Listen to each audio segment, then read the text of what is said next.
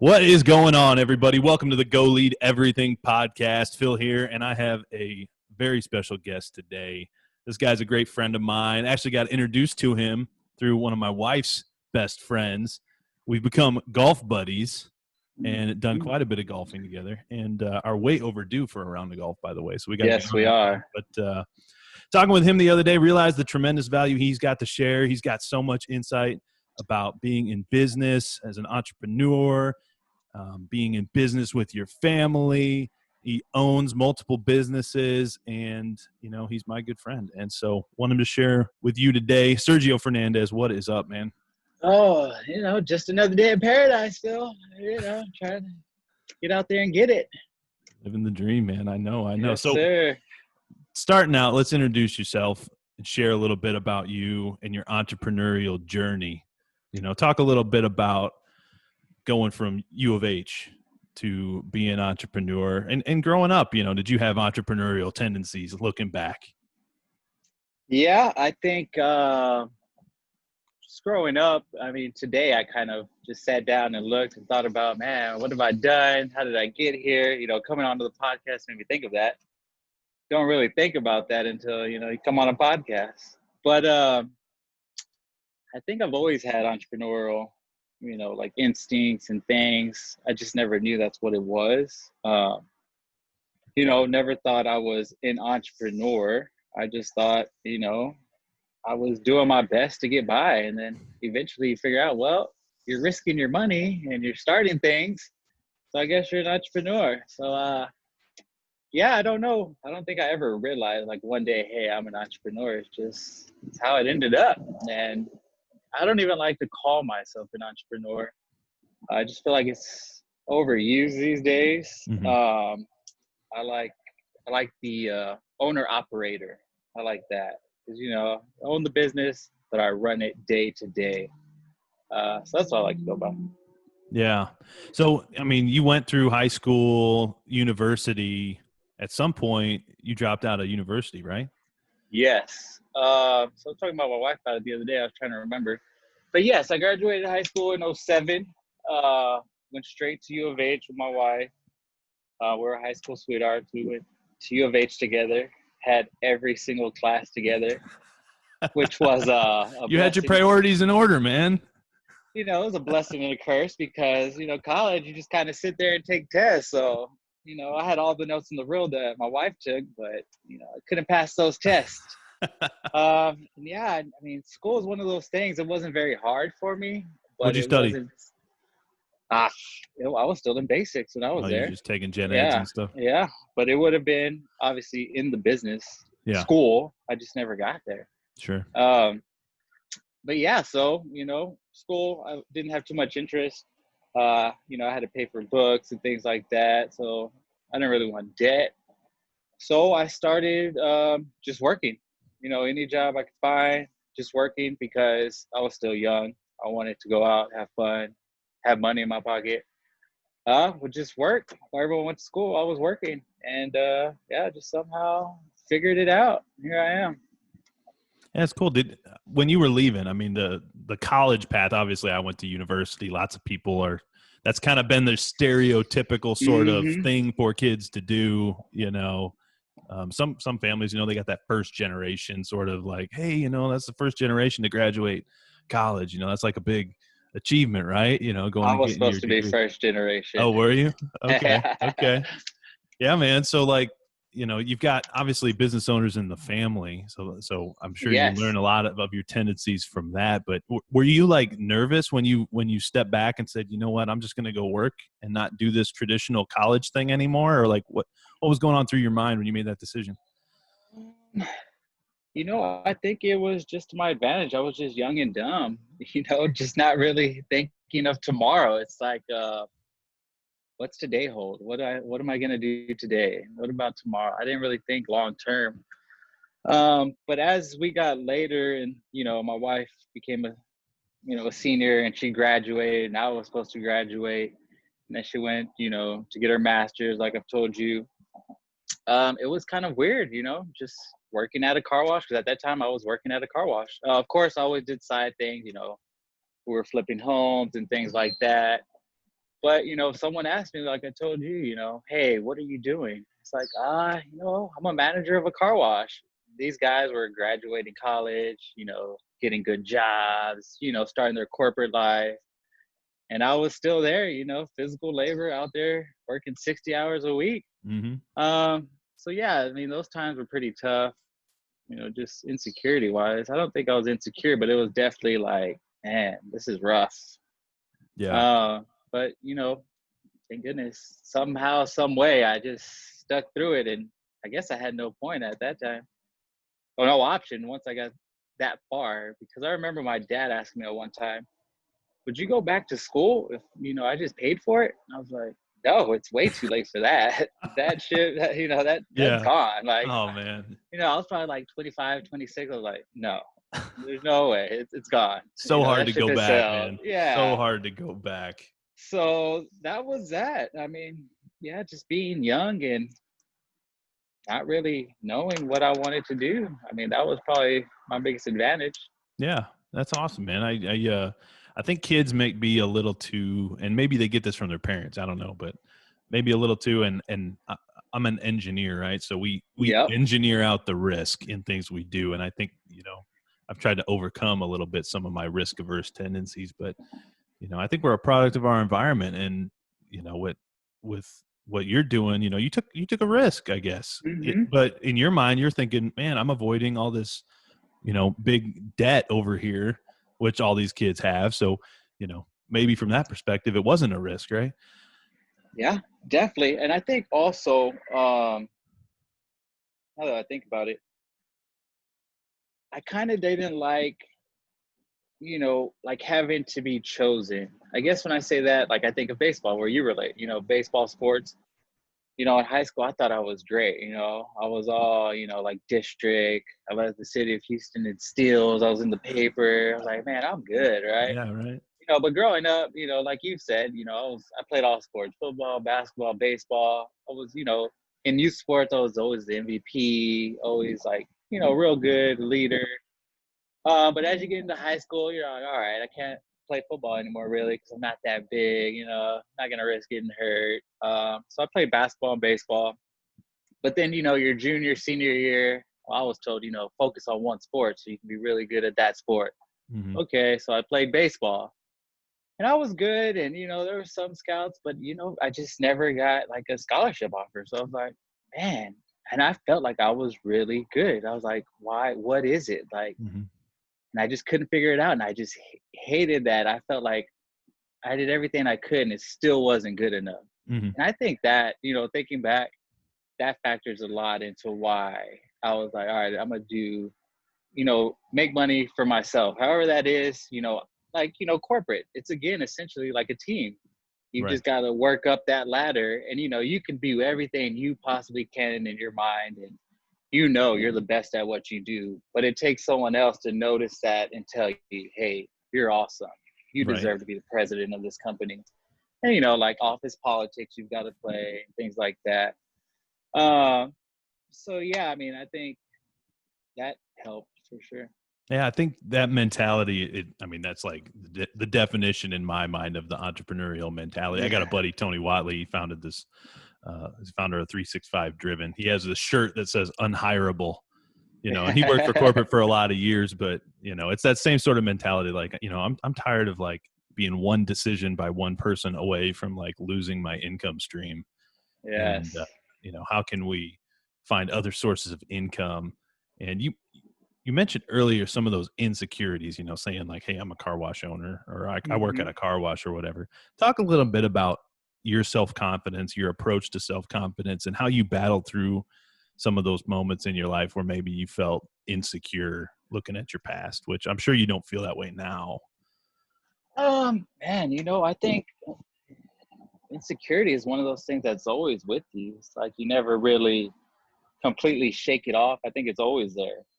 Even now, like going into plumbing, I have no idea. I've never plumbed a day in my life. So, there's insecurities because I don't know exactly, I'm not a professional plumber, so I don't have the answers.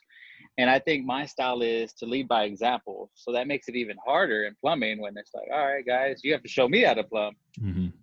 So insecurity, I think for me, is just a day to day. You've got to fight it.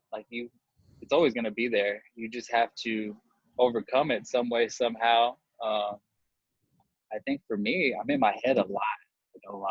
I'm always in my head. Now I've got 3 kids. So, I run like 4 days a week, and that's just, I don't even listen to music half the time. It's just my mind's just going while I'm running. So yeah, insecurities, I think that's just something you have to fight every day. You've got to deal with it. You've got to believe in yourself. And, at the end of the day, that's what being an entrepreneur is about. You just lay it all out there and you give your best, and wherever the cards lay, they lay. So that's all I try to do, is just always give my best effort. I Go think from that's there. such an important point, that even you see these business leaders, you see any leader in any activity, you see these pro athletes, you see anybody out there, everybody is always dealing with their own insecurity. Without a And doubt. people have learned to manage it. But really what helps me when it comes to managing that is my motivation, and knowing, okay, if my motivation's right and I'm just trying to do the right thing, like, yeah, we're all going to screw up, and we're going to have failures. We're going to have to learn from those. But, as long as your motivation's right and you're trying to do the right things, then the cards are just going to fall where they may. And for me, that helps Yep. me kind of get over and push through when I'm feeling insecure. It's like, you know what? I'm questioning myself. I know I'm trying to do the right thing. Just keep pushing, trust your gut. If it doesn't work out, we'll have to readjust. Exactly. I mean, it's all we can do, really. You got 3 girls. Talk Do. about the transition from 1 girl to 3 girls. I think it's very important to mention that they're all 2 and under as well. Yeah. That's important. That's important. Yeah, transitioning from 1 to 3. I mean, dude, I don't know how you describe that. It's just, becoming a new father with 1, it's tough. You think it couldn't get any tougher, and then you have twins, and it's like there's 3 of them now. So it's just, yeah, like everything else, every day, 1 day at a time. Just taking care of 3 little babies. I mean, it's awesome, but it's definitely tough. Get ready, Phil. Get ready. Yeah. What advice do you have for a new father, or soon to Oh be father? man, just get ready. That's all I don't know. Just get ready for the unexpected. Just be Mm-hmm. ready for anything. Don't be surprised by anything. Yeah. Yeah, but girls, I mean, I think I'm blessed to have girls, because I don't think I show very much emotion. And with my daughters, me and my wife talked about this, I think that's why God gave us daughters. So I could, let out my emotion and like show love. And yeah, they've definitely brought that out in me, Mm-hmm. just different side that I didn't know I had, I guess, just being loving, expressing love. So it's been great. It's taught me a lot. It's been awesome. Have Couldn't you ask for taken more. Have you taken those lessons into being a business owner at all, or a leader? Um, I can't think of anything specifically I have. But I'm sure I have, just showing compassion, trying to understand people, know that other employees have families at home that they're dealing with, and other circumstances that we don't see at work, uh, especially our daughters being in the NICU, going through that, them staying at the NICU for a month. That was an experience. So yeah, it just made me take a step back and realize, having a family, that there are other priorities besides work. So, when I'm talking to my guys, I don't necessarily know everything that's going on through their head. They might have kids at home, a kid Mm-hmm. might be sick, so things like that. I think it's made me a lot more calm, sit back a lot more and just kind of don't sweat the small things as much. So yeah, it's given me a lot of, I guess, what do you call that? Patience. Mm-hmm. So, just small things like that. That's good, man. That perspective's great. I especially see now and during like COVID, and Mm-hmm. there's so much going on, changing, stress in people's lives. People have varying opinions on how to react or respond or behave in public now. There's so many opportunities to kind of let your stress climb and be critical of some other person doing something. And I think that having that patience, having that perspective that you have no idea what's going on in somebody else's life, and they could have all sorts of problems, and most people I try to think that probably my problems aren't as big as like many people's problems, so I need to like check myself when Without a I'm stressing doubt. out. Yeah, without a doubt. Yeah. Or when I'll just think about Sergio and his 3 daughters, and I'm like, I got it easy, man. Yeah, yeah, yeah. um so talk a little bit, Sergio, about your time working at the car wash, to becoming part owner at the car wash, to starting your own plumbing business. Okay. Yeah, I mean, I think it's pretty important to know how I started in the car wash and like the dynamic with my dad, because that's what makes it different and what worked for me, I guess. So yeah, just going back, my mom and dad got divorced when I was 5. Obviously it was me, my sister, my mom, and my dad had, I have 2 stepsisters and a stepmom. And then growing up, I think I was just, young. I felt like I was the leader of my household. I had to protect my mom and my sister no matter what. And I really just stopped talking to my dad for some reason. Like, had resentment. I don't remember him to go into any of my games as a kid. Like, he was never there. And now growing up, I don't think it was just him. I think it could have been his and my mom's relationship or whatever it was. Sure. But we didn't have a good relationship. Right. I think he started making an effort again when I was a senior in high school, because I remember him going to like 1 or 2 of my senior baseball games. I was like, man, my dad's here. It's kind of weird. I was kind of nervous. I was like, oh, this guy's here. I got to play good. Yeah.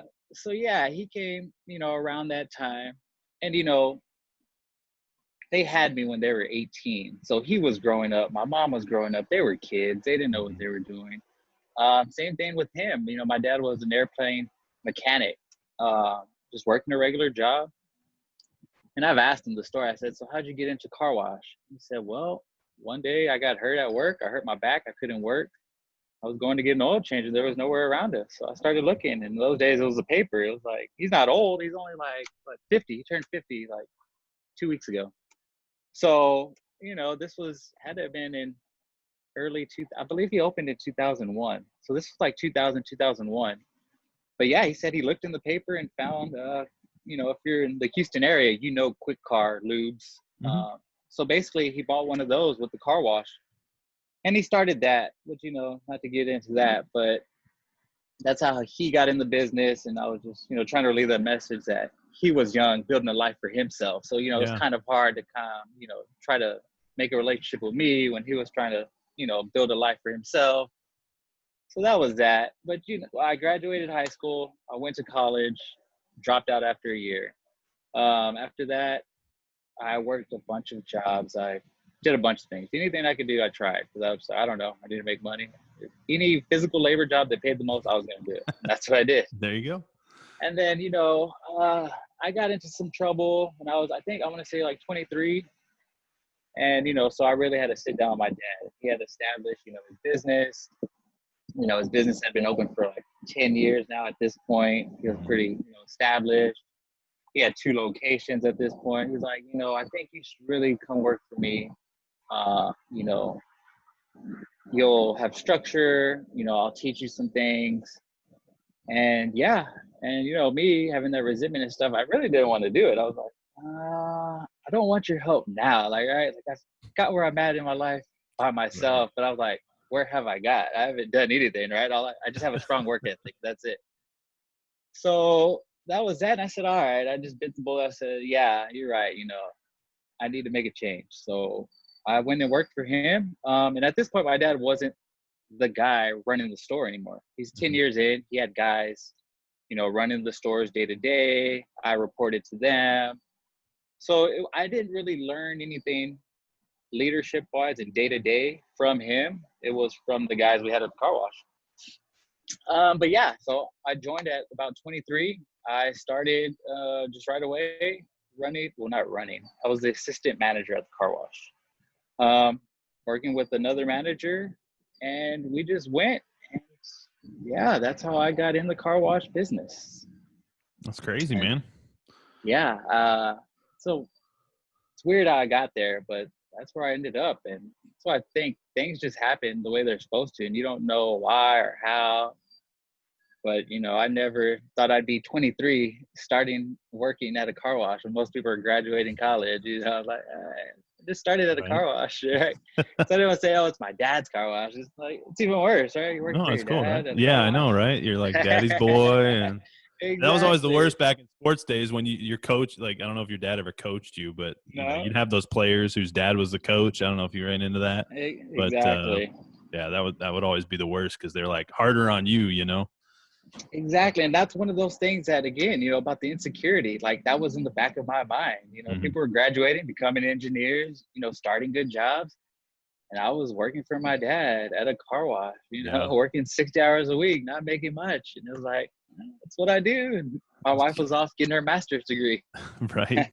It's character building, man. I know it's been cool to see. Like, I've heard Elon Musk say things about the way Tesla hires and how they're not looking for some degree. They're looking for people that have, real skills, and they're not going to let like degrees and things like that hold it up. And then I saw Trump just sign an executive order that they're no longer going to hire for government positions based on I don't know what exactly they changed, but based on they're looking at your skills and your experience and not your necessarily your degree or what school you went to, which I guess is a change in policy for Washington, which is kind of crazy. But it seems like there's sort of this change towards, maybe you don't need a fancy degree anymore. Maybe you going and getting skills and some of the more like mentorship, internship, on the job sort of training is going to be something that becomes more popular over the coming years.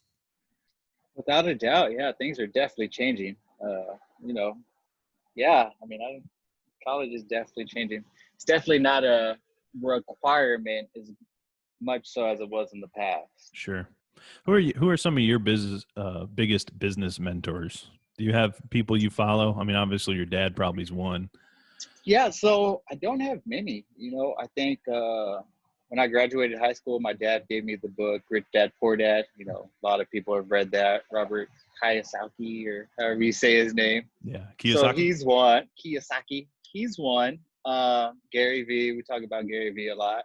There you go. Tony Robbins, things like that. I like to watch a lot of, documentaries on any business leader.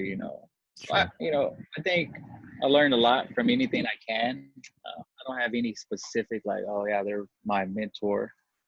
Just anywhere I can get some good advice from where I know they've done or built something, I'll watch a documentary or read a book, anywhere I can get knowledge, I'll go and try to grab it. But I don't think I have one in particular per se. Hmm. I will say, for business advice, I do tend to talk to my dad a lot because he's got that business experience. So that helps a lot. Yeah, for sure, man. Definitely. Yeah, I think mentorship, I honestly, there's so many different opinions on it. I know Mark Cuban is one that's like, nah, it's not for me. Yeah. He's like, I'm gonna go learn myself and figure it out and be better than you and kick your ass. Like that's Mark Cuban's attitude, and I think that's just kind Yeah. of a funny perspective, And it's just like, well, all right, Mark, go get it. And obviously, he's been very successful doing that, right? Without a doubt. So, Without a doubt. for me, Yeah. it's the shortcut, like, hey, if maybe I can learn something from this guy and maybe skip one of those failures to have to learn it and learn it from somebody else that did it before me, right? Like maybe I could shortcut that, but I don't know. Without a doubt. And I think there's no right or wrong way to go about that, because you can see it as, there are some people who just listen to mentors all day, and Yeah, don't ever take action. So there's that you could fall into. So for it's sure. but like I said, I do have people that like, oh yeah, this guy has made it. Let me listen to what he has to say, or let me Hmm. get a different perspective. It's always good to have a different perspective, I'd say. Sure. So what made you want to start the plumbing business? So you're part owner of the car wash, and then you decided to start a plumbing business, both family businesses. So talk a little Yes. bit about starting plumbing and challenges working with family. All right. So we started the plumbing business September 2019, actually September 16th, 2019. And I had my twin daughters September 18th, 2019. Dang. So yeah, so we just started it recently.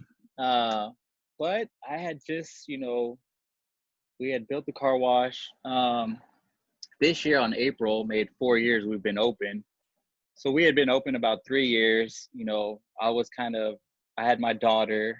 So now I have a group of guys who are running the car wash day to day. So I finally was able to step out, let them run the day to day. And I had, a little bit of free time besides watching our daughter and, running the car wash. And I'm one of those people who like, I get bored pretty easy and I got to find something new that grabs my interest. I like things that grab my interest, and if something grabs my interest, like I just full force, like I'll stay up all night reading, watching videos, doing everything. So it was just that time. I didn't have much going on, it was just repetitive day to day, going through the motion. There's only so much you can do at a car wash, right? It's a Right. car wash.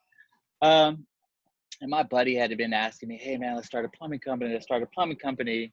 And he's a great sales guy, one of the best talkers I know. So I was like, no, I'm not ready. I can't. I don't know nothing about plumbing. It just doesn't make sense. All right. Then I started talking to my mom. That's how she got into it. She was getting divorced. She was looking for a change. She had worked at BNSF Railroad for a bunch of years. They've got good retirements, good health care. So she was like, I'm ready to leave. I was like, well, I mean, we can open a plumbing company and you know how to do the finances. You can do the books. You can answer the phones and be the dispatch.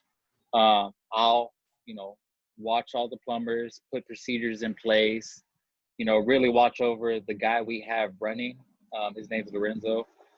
Really watch over him, make sure he's doing what he's supposed to do. I'll set goals, make sure we're getting there. I'll set up the software we're going to use, the email, the website, Facebook, Instagram, Twitter. I'll take care of all the infrastructure, and I'll be there day to day to make sure we're hitting our goals and we're doing what we're supposed to do. And she was like, all right. I said, okay, let's do it. And then I had some money of hers. I told you this story. I'm kind of all over the place. But I had some money of hers that she was getting divorced. Her and my stepdad's second home was getting foreclosed on. They needed to be bought. So I bought it, renovated a little bit, made a profit. I told my mom, hey, some of this profit I'll give to you. Mm-hmm. And she said, okay. So I sold the house, made some profit. At the time, well, I still am. I'm in Bitcoin. So I do that too. I'm in Bitcoin. I said, hey, let me take this profit. Let me put it into Bitcoin. And in 1 year, I guarantee you 100% return. She said 100%. I said 100%. I said, all right. So we did it. And she said, yeah, let's take that money out and start the plumbing. I said, all right, let's do it. And it worked out. I know Bitcoin's up and down, but at that point in time, I had been in Bitcoin for 2 years at that point. I knew we were at the bottom. It's only going to go up. Yeah. So I bought it there and I doubled, sold it, and we started the plumbing. Now we're 9 months in. We had our best month last month. It's been very hard. I text my dad a couple of times, say, hey, I just want to tell you, hey, thank you for everything. Now I realize how hard it is to have a business partner and how hard that is, because, starting a brand new business from the ground up compared to, hey, Dad, you've got a proven business model. I've worked it for a few years. I know the business. Let's just start another one. That's easy, right? Yeah. But starting a brand new in a field I have no idea about, that was hard. And then dealing with my mom, and then my friend, they tell you don't go in business with your family or friends, and I did it. Broke the rules. Yeah, I broke the rules, and it's been hard. It's been going well though, huh?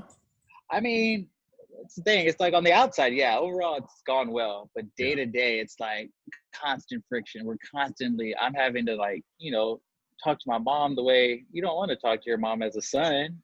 Then it's business, and it's, of course, I don't get like crazy, but it's like, all right, this is a conversation I don't want to have with my mom, but we have to have this conversation. Right. And then the same thing with my buddy. It's like, hey, we're friends, man, but if you're not doing your job, then there's got to be consequences. Like, we've got to go. So that's tricky. It's tough. It has been super hard, but I mean, it's also been awesome because even through the pandemic, we're still here, and we see other plumbing companies that have been open, closing. Maybe they just got too big and they weren't ready for this. Whereas we're lean. We operate out of a home. and we have trucks, so we don't have a big warehouse, Mm-hmm. all that overhead that you would need if you were a big company. Sure. And that's what's kept us lean. And through those hard times, we actually gave our employees a 20% raise because Wow. they were going into homes during COVID. They were still working. We're essential workers, like it doesn't stop. Sure. So to, show our appreciation, show we care, it is an added risk. During that, like month, we gave our employees a 20% raise. Whatever they made Wow. normal, we added 20% on top. So, and that's something different. Like I couldn't do that with the car wash guys. Yeah. During COVID, we completely shut the car wash down for a week and we paid them all for the week. But when they came back, it was slow. So some of the guys, quit. We couldn't pay them a bonus because we had already paid them for a week of not working. So it's just, two different businesses, two different fields, and you just totally different. Working in a car wash is like an entry level job where, you're not making much money. It's pretty rigorous labor. Whereas if you're a plumber, a certified plumber, a journeyman, master plumber, you're making good money. Yeah. You can easily be in the six figures. Mm-hmm. So that's totally different for me, dealing with two totally different, salaries and things of that nature. But it's been awesome. It's just a learning experience. I'm still just learning and, getting through day by day. That's awesome, man. The importance of multiple income streams, like Mm-hmm. thinking about your car wash business and how, if you're relying on that business during COVID, it could be a really tough situation. But, then you've got this other business that's doing totally differently, so well that you have the ability to even give your employees that 20%. Mm-hmm. That's pretty wild. What advice would you have for somebody who's thinking about getting into business? Maybe they don't have a business idea. Maybe they do. Maybe they got some insecurity about some of their business ideas. What tips do you have for somebody who's maybe wanting to get into business? Oh, man. I think there's a lot of tips out there that are really good. I mean, it should be something. Well, it depends. If you're young, just do anything. If you want to start it, just start it. There you If go, you're man. older, it should be something you're familiar with, maybe in your profession, maybe just a one-off, that kind of complements your profession. You should definitely have, savings because it's going to be tough and you've got to be prepared. If you're older, you've got a family, you've got a mortgage. Uh, but, most importantly, just dive in, just go. That's it. Just jump in there, try to be as cautious as possible. And we've talked about it, it's a calculated risk, Mm-hmm. try to eliminate special guest. Try to eliminate, anything that could go wrong. But Yeah. at the end of the day, you just got to do it. Just do it. You've casually mentioned a couple times now, like, yeah, I just bought some houses and flipped them and made some money or whatever. Mm-hmm. We've talked a little bit about real estate, but are you doing anything really significant in real estate? Is that a passion of yours? Is that, something Yeah, you just do casually?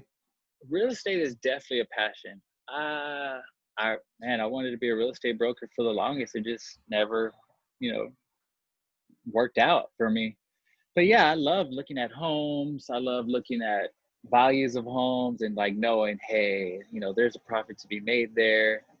But my wife and I, Ashley, we flipped, if I had to think, in the past like 7 years now, we must have flipped upward of 8 homes and Wow. 4 mobile homes. I know the 4 mobile homes because it was a one package deal. Mm-hmm. So we've flipped, a few. I mean, I wouldn't say we're gurus or anything, but we've definitely, made our fair share of money and we've learned. And yeah, I love it. Like even now, like I'll just get on like Zillow or HAR Mm-hmm. and just look at homes, just I like looking at homes, looking at values, knowing where the market's at. So it's something I do just as fun. And then, yeah, whenever we have money, we're always looking to buy something and flip it. Because my wife, she loves to decorate. So I'm the There you go, numbers man. guy. I'll go out there, do the analysis, make sure there's a profit to be made, get the contractors that lined up, all that, do all that. And she has the vision, right? I'm Yeah. not very creative. She has the vision. I'm like, all right, this is what you got to spend. Let's make it work. And Yeah. she's Right. great. I mean, she's bargain shop. She's really good. And yes, thank goodness, we've made a profit on every single one. I think this last one, we may have tripped up because again, I was free. I had time to do whatever. So I said, I'm going to do all the work on this house. And it was the biggest renovation we've come across. It was a flooded home from Harvey. I was like, all right, I'm going to demo it. I'm going to do everything by myself. Mm-hmm. Mistake. Do Yeah. not try to do that unless you're a contractor, full time. Yeah. Because we didn't make much profit, and I spent like 6 months there every day working. So it was just a waste of time. But we didn't lose, so I was happy about that. I was like, all right, you live and you learn. So we've taken a break since that one. That's impressive, man. What's your model for flipping? There's different like real estate models. You just buy, remodel, sell? Yes. Okay. And I started that way because, I always wanted cash. Like I had to have cash, to do the next thing, because I was young and, I like to think we're still young. I wasn't prepared or in a situation to sit back and like take slow money. I needed fast money. Mm-hmm. So yeah, that's our motto, just buy and flip. But I would like to get into the rentals, but I've talked to you a little bit about it. I'd like to get into mobile home rentals, more so than, houses and apartments. That's an interesting part of the market that when you brought that up to me, I had never really heard about it. Yeah. And then like a couple of days later, I was listening to Bigger Pockets podcast and they were talking about it, I think. And I was like, man, I just never even thought about that. There's like this negative connotation around like trailer parks and mobile homes, Yeah. or whatever, but like they're money makers, man. Without a doubt they are. I've got a buddy that's all he does and he's doing great. He's actually a mobile home dealer now. He sells actual mobile homes. Wow. So, and he's got multiple properties, and that's that, sit back money where you're just collecting a check once it's rolling. Yeah. And the great part, like I've told you before about mobile homes, it's, they're paying you for the dirt. I mean, that's all they're paying for. They own the mobile home. That's their mobile home. So they're just paying you for the dirt. You don't have to evict them per se. I mean, because it's kind of like a parking garage, man. Exactly. People are just paying you to park, they That's own all the car. it is. That's pretty cool. It's a good idea. So if you had to pick one thing that you wish you knew 10 years ago and you wish you could have learned 10 years ago, what would it be? Is there something in your mind where you're like, man, I wish I would have known this 10 years ago? Man. It's kind of a tough question, I know. Yeah, it is. I don't know if there's something in particular. I think I would have, I don't know. I think I would have told myself to trust myself and know, what you're doing is right. And, you're on the right path. It's always good to hear that, or to know that security that, hey, what you're doing is right. Like I said, especially when you're young and you're just out there, there's no direct path, but you're working as hard as you possibly can, doing as much as you can, but you're just like, it doesn't line up. How's this going to work out? Yeah. So I think I wish I would have had more self-confidence. It would have saved me a lot of headaches, things like that. What about, thinking about technology these days, one of the reasons I started this podcast is because I thought, man, how cool would it be to be able to watch my great-great-great-grandpa interview like hundreds of people throughout his life, and talk about what he was doing, talk about, what other people are doing. Like how cool to be able to watch that. And now I'm thinking with this podcast, like who knows who could see this in the future, right? Like my kids, my great grandkids, whoever. So thinking with that perspective, like, generations could see what Sergio Fernandez has to say. Is there one thing or some piece of advice that you would want to share with those future generations? I think I find myself saying this a lot to people when I talk to, and they're just, I don't know, we just start talking about life and stuff. I think, and it just always comes up from me, and I don't know how I came up with it or what, but it's just, you've got to win your life. Everyone's got their own life, their own problems, their own advantages, disadvantages. So there's no one direct route that's right or wrong.